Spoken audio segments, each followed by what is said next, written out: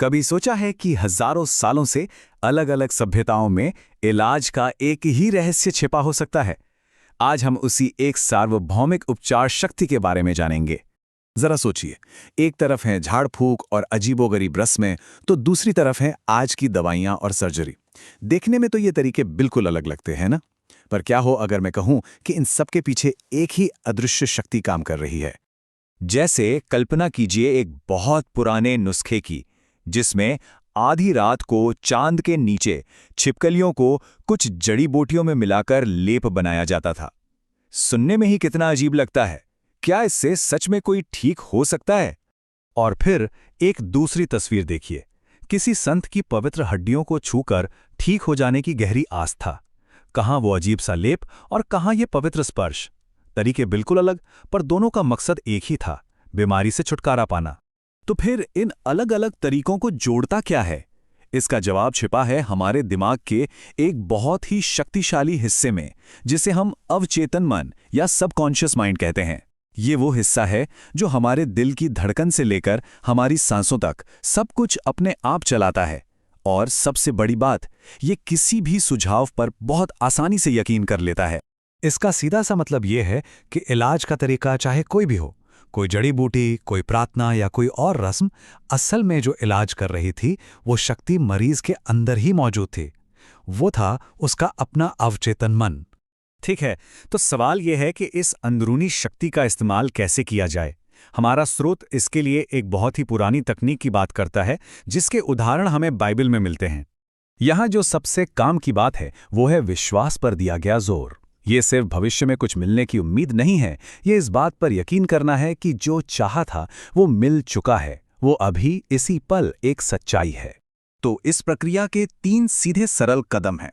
पहला, दिमाग में उस चीज की एक बिल्कुल साफ तस्वीर बनाइए जो चाहिए। दूसरा, पूरे यकीन के साथ ये मान लीजिए कि वो चीज आपको मिल चुकी है। और तीसरा, बस इंतजार कीजिए उसे बाहरी दुनिया में हकीकत बनते हुए देखने का। लेकिन ये सिद्धांत सिर्फ किसी एक धर्म ग्रंथ तक ही सीमित नहीं है। ये एक ऐसा नियम है जो हर जगह, हर संस्कृति में काम करता है। इसका एक बहुत अच्छा उदाहरण हमें जापान के एक तीर्थस्थल की कहानी में मिलता है। जापान में एक लड़की थी जिसकी गाने की आवाज चली गई थी। उसने पूरे दिल से बुद्ध से प्रार्थना की, कुछ खास रस्में निभाईं, उपवास रखा और चढ़ावा भी चढ़ाया। इन सब कामों ने मिलकर उसके अंदर एक जबरदस्त उम्मीद और विश्वास पैदा कर दिया। और नतीजा, उसकी आवाज चमत्कार की तरह वापस आ गई। ये असल में उसके अवचेतन मन का ही जादू था, जिसने उसके विश्वास को हकीकत में बदल दिया। चलिए, अब एक और भी हैरान कर देने वाली कहानी की तरफ पढ़ते हैं। ये कहानी एक पिता की है जिसे बहुत गंभीर टीबी था और उसके बेटे ने उसे बचाने के लिए एक बहुत ही अनोखा प्लान बनाया। बेटे ने दावा किया कि उसने एक साधु को $500 दिए हैं, जो उस जमाने में एक बहुत बड़ी रकम हुआ करती थी। पर सवाल यह है कि किस लिए? उसने अपने पिता को बताया कि उसे असली क्रॉस का एक टुकड़ा मिला है जिसे छूने से बड़े बड़े चमत्कार होते हैं। लेकिन सच तो यह था कि वो सड़क पर पड़ी लकड़ी की एक मामूली सी फांस थी। फिर भी पिता ने पूरे विश्वास के साथ उसे अपने सीने से लगाया, प्रार्थना की और सो गए। अगली सुबह जब वो उठे तो वो पूरी तरह से ठीक हो चुके थे।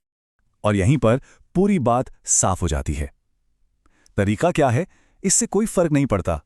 चाहे वो छिपकली का लेप हो, संत की हड्डियां हो या फिर लकड़ी का एक नकली टुकड़ा, ये सभी चीजें बस एक ही काम कर रही थीं, हमारे अंदर की उस एक शक्ति को जगाने का, हमारे अवचेतन मन की शक्ति को। मन की इस जबरदस्त शक्ति का एक और सबूत हमें सम्मोहन यानी हिप्नोसिस के प्रयोगों में मिलता है। सम्मोहन की गहरी अवस्था में किसी इंसान को सिर्फ ये यकीन दिलाकर सच में बुखार चढ़ाया जा सकता है। एक प्रयोग में तो एक व्यक्ति ने ठंडे पानी को काली मिर्च समझकर छींकना तक शुरू कर दिया था। इससे पता चलता है कि हमारा मन हमारे शरीर पर कितना सीधा कंट्रोल रखता है। अब जरा इस टेबल को देखिए। ये दिखाता है कि कैसे अलग अलग इलाज की पद्धतियां, चाहे वो एनिमल मैग्नेटिज्म हो या कायरोप्रैक्टिक, असल में एक ही सिद्धांत पर काम करती हैं। इन सब का एक ही फॉर्मूला है, सुझाव और विश्वास के जरिए हमारे अवचेतन मन को सक्रिय करना। और हाँ, ये कोई नया विचार नहीं है। सदियों पहले 16वीं शताब्दी के मशहूर कीमियागर पैरासेल्सस ने कहा था कि इससे कोई फर्क नहीं पड़ता कि जिस चीज पर यकीन किया जा रहा है वो असली है या नकली। अगर विश्वास पक्का है तो नतीजे मिलेंगे ही। असल में विश्वास ही चमत्कार करता है। तो क्या ये सिद्धांत असल जिंदगी में काम करता है? चलिए इसे समझने के लिए 20वीं सदी के एक फ्रांसीसी डॉक्टर प्रोफेसर हिप्पोलिटे बर्नैम के एक बहुत ही दिलचस्प केस को देखते हैं। उनके पास एक मरीज था जिसकी जुबान में लकवा मार गया था और कोई इलाज काम नहीं कर रहा था। डॉक्टर बर्नैम ने एक मामूली सा थर्मामीटर उठाया और उसे मरीज के मुंह में रखते हुए कहा, ये एक नया चमत्कारी उपकरण है जो तुम्हें ठीक कर देगा। मरीज ने उस पर पूरा यकीन कर लिया और कुछ ही मिनटों में उसकी जुबान ठीक हो गई। एक बार फिर यह साबित हुआ कि विश्वास की वस्तु नहीं बल्कि सिर्फ विश्वास ने काम किया था। तो इस पूरी बातचीत का निचोड़ क्या है? स्रोत के अनुसार इलाज करने वाली सिर्फ एक ही शक्ति है, हमारा अवचेतन मन, और उसे जगाने का सिर्फ एक ही तरीका है, विश्वास। ज्यादातर बीमारियां हमारे मन में ही पैदा होती हैं, और नतीजे पाने के लिए यह जरूरी नहीं कि किस चीज पर विश्वास किया जाए, जरूरी यह है कि पूरे मन से विश्वास किया जाए। और ये हमें आखिर में इस एक बहुत ही गहरे सवाल पर लाकर छोड़ देता है कि अगर सिर्फ पक्का यकीन ही नतीजे लाता है, तो जब बात इलाज की हो, तो क्या सच और धोखे के बीच की लकीर का कोई मतलब रह जाता है?